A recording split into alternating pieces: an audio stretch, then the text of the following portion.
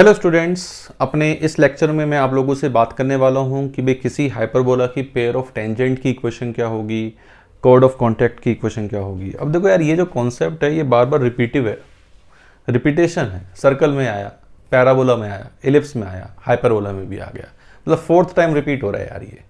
तो किसी पॉइंट से, जैसे मान लो हाइपरबोला की इक्वेशन दे रखी है x square upon a square minus y square upon b square is equal to 1 या माइनस 1 इज इक्वल टू 0। मान लो ये हमें हाइपरबोला की इक्वेशन दे रखी है और कोई पॉइंट P दे रखा है x1 y1, जहां से हम इसके ऊपर टेंजेंट ड्रॉ करना चाह रहे हैं कि भाई टेंजेंट की इक्वेशन हमारे पास क्या होगी। तो पेयर ऑफ टेंजेंट की इक्वेशन हमारे पास क्या होती है? पेयर ऑफ टेंजेंट की इक्वेशन होती है हमारे पास S1 बराबर टी स्क्वायर। क्या इक्वेशन होती है? S1 बराबर टी स्क्वायर। अब S1 बराबर t square, what is S is this expression, what is S1? S1 is x1 square upon a square minus y1 square upon b square minus 1। This is S1। And what is T? T is x1 upon a square minus y1 upon b square minus 1। This is what? t। तो अगर हम इस expression को s को ये रख दें, s1 को ये रख दें और t को ये रख दें, तो हमारे पास क्या आता है? Equation of pair of tangent आ जाती है कि भाई पेयर ऑफ टेंजेंट की इक्वेशन हमारे पास ये आ गई। पेयर ऑफ टेंजेंट की इक्वेशन के बाद अगर मैं कॉर्ड ऑफ कॉन्टैक्ट कि भाई उन पॉइंट ऑफ कॉन्टैक्ट को मिलाने वाली, जैसे ये हमारे पास हाइपरबोला है, ठीक, इसके किसी पॉइंट P से मान लो ये हमने दो टेंजेंट ड्रॉ करी, PA, ये P है x1 y1 है ना, PA और PB। अब AB जो है वो कॉर्ड ऑफ कॉन्टैक्ट है, तो what should be the equation of AB? तो equation of chord of contact, ये कॉर्ड ऑफ कॉन्टैक्ट की जो इक्वेशन है वो है हमारे पास T इज इक्वल टू 0, कि equation of chord of contact will be T is equal to 0। ठीक भाई, इसमें हम इस तरह के क्वेश्चन करते हैं कि भाई लाइन कट कर रही है तो इन दोनों पॉइंट पे टेंजेंट का पॉइंट ऑफ इंटरसेक्शन निकालो। तो टेंजेंट का point of intersection x1 y1 मान लो, x1 y1 के लिए AB की इक्वेशन लिख लो और AB की इक्वेशन दे रखी है, कंपेयर कर लो, AB आ जाते हैं। तो इस तरह के क्वेश्चन पेयर ऑफ टेंजेंट और कॉर्ड ऑफ कॉन्टैक्ट में हमारे पास बनते हैं। इसके साथ ही लगे हाथों एक कॉन्सेप्ट और आता है, क्या?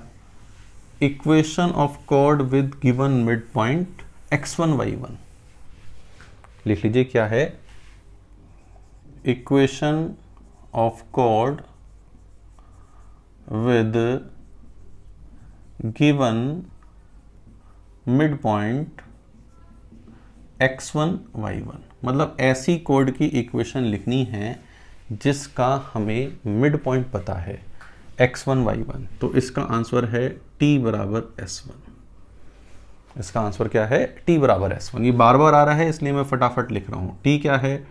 x1 upon a square minus y1 upon b square minus 1। ये क्या है? x1 square upon a square y1 square upon b square minus 1। तो t बराबर s1। This is equation of chord whose midpoint is x1 y1। यहाँ पे x1 y1 क्या है? Cord का मिड पॉइंट है।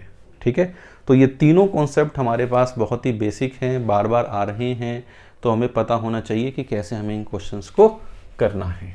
जैसे अब मैं इसमें थोड़ा सा और डीप में जाता हूँ। चलो थोड़ा सा और डीप में कुछ क्वेश्चंस करते हैं। जैसे क्वेश्चन है find equation of tangents, find equation of tangent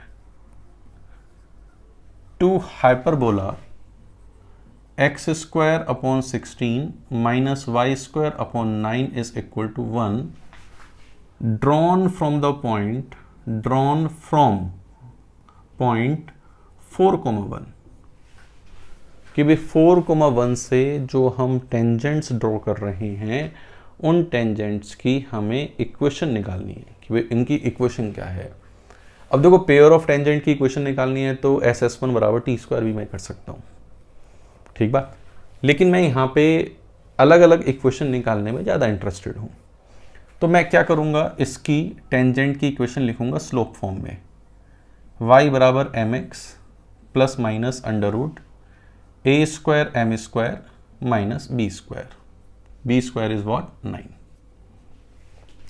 ये टेंजेंट कहाँ से पास होती है, 4,1 से पास होती है। 4,1 पास करा दिया तो 1 माइनस 4m बराबर plus minus under root 16m square minus 9। ठीक बात, स्क्वायर करा, 1 का square 1, 16m square minus 8m बराबर 16m square minus 9। 16m square cut गया, अरे बाप रे बाप, ये क्या अनर्थ हो गया, मतलब क्वाड्रेटिक कट गई जी। अरे क्वाड्रेटिक कट गई तो दो रूट कैसे आएंगे, दो टेंजेंट कैसे आएंगी। क्वाड्रेटिक कट गई तो परेशान नहीं होने का, क्वाड्रेटिक कट जाती है इसका मतलब देयर में बी अ वर्टिकल टेंजेंट, एक वर्टिकल लाइन है जो उसकी टेंजेंट है। अब वर्टिकल लाइन जो इस पॉइंट से पास हो 4,1 से, x इज इक्वल टू 4, तो यहां पे एक टेंजेंट आ गई, x इज इक्वल टू 4। 4,1 से पास होने वाली वर्टिकल लाइन, 4,1 से पास होने वाली वर्टिकल लाइन, तो वो हमारे पास क्या हो गई, टेंजेंट। ठीक है, अब इसकी ये होगी tangent at vertex, x is equal to 4 एक तरीके से क्या हो गई, टेंजेंट एट वर्टेक्स। बाकी निकाल लेते हैं, बाकी ये इसे इधर ले जाते हैं, 10 इज इक्वल टू 8m और m कितना हो गया 5/4, मतलब टेंजेंट का स्लोप 5/4 आ गया। तो 5/4 स्लोप की लाइन क्या होगी, 5x माइनस 4y। ठीक है, 4,1 से पास करा देते हैं, तो 4,1 4 20, 20 minus 4, 20 minus 4 16 is equal to 16। तो एक टेंजेंट है हमारे पास ये, एक टेंजेंट है हमारे पास ये। थोड़ा डायग्राम भी देखते हैं भाई, थोड़ा डायग्राम भी देखते हैं। डायग्राम अगर हम देखें तो जैसे ये हमारे पास हाइपरबोला है, ठीक है, देखो ये 4 पॉइंट है, ए इसका 4 है, ठीक है, ए इसका क्या है 4, तो x इज इक्वल टू 4 ये लाइन है, x इज इक्वल टू 4 ये लाइन है। तो 4,1 जो है इस पे कहीं पॉइंट है, ये 4,1 कि भाई 4,1 जो पॉइंट है वो इस पे कहीं पॉइंट है। तो एक टेंजेंट तो ये हो गई, एक टेंजेंट ये हो गई, तो ये दो टेंजेंट हो गई कि एक टेंजेंट तो इस तरह से जा रही है, एक टेंजेंट ये जा रही है। तो x इज इक्वल टू 4 तो ये वर्टिकल टेंजेंट हो गई, और 5x minus 4y is equal to 16 ये हमारे पास दूसरी टेंजेंट हो गई। तो ये हमारे पास बच्चों क्या था, ये हमारे पास था किसी एक पॉइंट से हम टेंजेंट कैसे ड्रॉ कर सकते हैं। चलिए एक क्वेश्चन और करते हैं, ठीक, एक क्वेश्चन और करते हैं। लिखिए क्वेश्चन क्या है, find locus of mid point of focal chord of hyperbola, focal chord of hyperbola x square upon a square minus y square upon b square is equal to 1। Locus of mid point of focal chord, कि भाई focal chord के mid point का हमें locus बताना है, locus of mid point of focal chord. अब locus of mid point of focal chord हम ये कैसे निकाल सकते हैं, मिड पॉइंट का लोकस बताना है, मान लो मिड पॉइंट h, k हो गया, ठीक।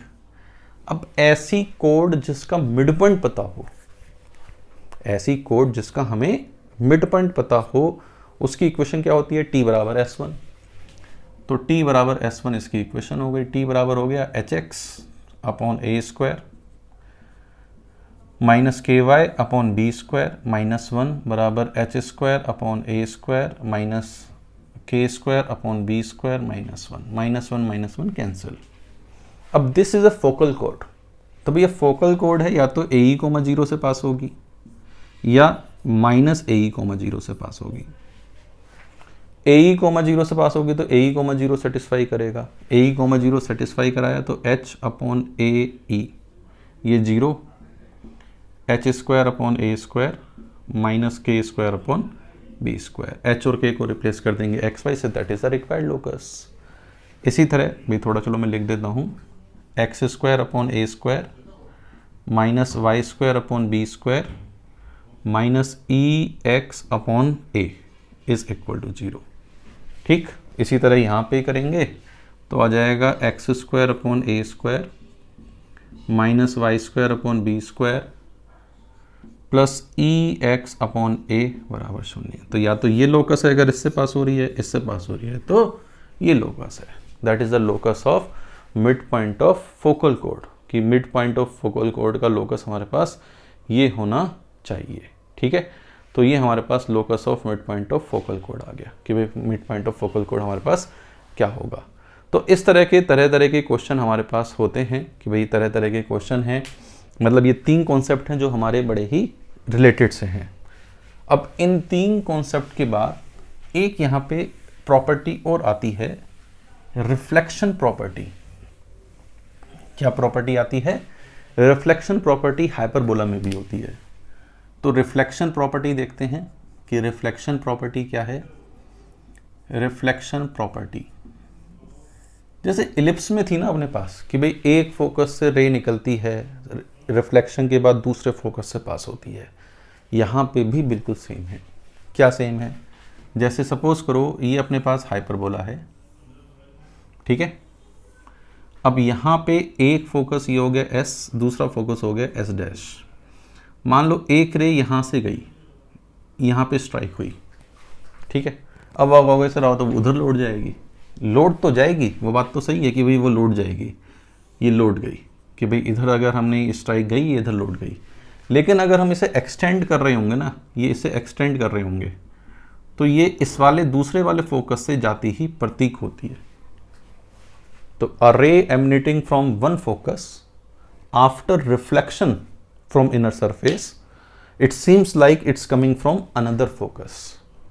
ठीक, कि भाई यहां से आई, यू रिफ्लेक्ट हुई, तो अगर हम इसको एक्सटेंड करें तो वो दूसरे फोकस से हमारे पास होती है। This is what reflection property of, ये हमारे पास क्या है? Reflection property of hyperbola. या फिर अगर हम ये कहें कि भाई एक रे मान लो इस फोकस पे जा रही है, सपोज करो ये इस फोकस पे यहां जा रही है, इस फोकस पे इस तरह से जा रही है, ये सपोज करो इस तरह से गई, ठीक है। अब क्या होगा भाई, अगर हम एक्सटेंड करें तो इस फोकस पे जा रही है, अब फोकस पे जा रही है तो क्या होगा, अब यहां से रिफ्लेक्शन के बाद ये इस तरह से आएगी, ये इस तरह से आएगी, इस फोकस की ओर आएगी, ठीक है भाई, यहां तक फोकस की ओर आएगी ये। तो ये हमारे पास क्या है बच्चों? रिफ्लेक्शन प्रॉपर्टी ऑफ हाइपरबोला, कि this is all what reflection property. तो देखो हाइपरबोला में लगभग सारी बातें सेम सी हैं, और सारी बातें मैंने किससे रिलेट करी हैं? इलिप्स से। हाइपरबोला में एक कॉन्सेप्ट और है, क्या है वो हाइपरबोला कॉन्सेप्ट? Rectangular hyperbola. वैसे रेक्टेंगुलर हाइपरबोला अपने सिलेबस में नहीं है, मतलब जितनी इंफॉर्मेशन दे रहा हूं बस वही है, rectangular hyperbola. What is this rectangular hyperbola? अगर किसी हाइपरबोला में a और b बराबर हो जाए कि a is equal to b, तो x square minus y square is equal to a square. तो ये हमारे पास क्या होता है? Rectangular hyperbola. अगर a b के बराबर आ गया तो x square upon a square minus y square upon a square बराबर 1, ए स्क्वायर को उधर ले गए, तो ये हमारे पास रेक्टेंगुलर हाइपरबोला की इक्वेशन होती है। रेक्टेंगुलर हाइपरबोला ए बी के बराबर है तो इसेंट्रिसिटी कितनी आएगी? हमेशा √2, कि रेक्टेंगुलर हाइपरबोला की इसेंट्रिसिटी हमेशा √2 आती है। और इसकी इक्वेशन क्या है? X square minus y square is equal to a square. तो कहीं नाम लिया हो कि भैया रेक्टेंगुलर हाइपरबोला क्या है, तो x square minus y square is equal to a square, ये हमारे पास रेक्टेंगुलर हाइपरबोला है। बाकी सारी चीज हाइपरबोला की तरह ही है इसमें भाई, बाकी सारी चीज इसमें हाइपरबोला की ही तरह है, कोई इसमें अलग चीज हमारे पास नहीं है। बस इसकी इसेंट्रिसिटी फिक्स हो गई कि what is the eccentricity of rectangular hyperbola? √2। तो देखो ये मैंने आपको सारी की सारी जनरल हाइपरबोला से रिलेटेड जितनी भी जेई मेंस और जेई एडवांस के सिलेबस की बातें थी वो सारी बता दी। मैं पैराबोला के वीडियोस बना चुका हूँ, एलिप्स के वीडियोस बना चुका हूँ, हाइपरबोला के वीडियोस बन चुके हैं। तो इसके साथ हमारा जो कोनिक सेक्शन है, जो बहुत ही मेजर चैप्टर है, और कोऑर्डिनेट ज्योमेट्री का मतलब आप ये कह सकते हैं कि कोऑर्डिनेट ज्योमेट्री का 50-60% वेटेज रखता है ये चैप्टर, वो चैप्टर हमारा ख़त्म हो गया। उम्मीद करता हूँ कि आपने इस चैप्टर को बहुत शानदार तरीके से समझा होगा, मेरे साथ आप लगे रहे होंगे, और प्रैक्टिस करिए। जितने क्वेश्चंस मिले क्वेश्चंस को फोड़िए, जितने क्वेश्चंस करोगे तभी ये थ्योरी कभी काम आएगी जब आप उन क्वेश्चंस को फोड़ेंगे। तो क्वेश्चन को फोड़ो और अपने कॉनिक सेक्शन को बढ़िया कर लो। मैं धीरे धीरे इस तरह करके बाकी चैप्टर्स भी अपने कंप्लीट करूँगा। उम्मीद है आप लोगों को ये लेक्चर पसंद आ रहे हैं तो अपने दोस्तों को भी शेयर करो, जिससे मैं एक थोड़ा मोटिवेशन मिले, और मैं जिस मिशन पे कि भाई मेरा पढ़ाने का कार्यक्रम सबको मिले, ठीक, वो सबको मिले। तो इसी के साथ मैं अपनी बातें समाप्त करता हूँ। Thank you very much.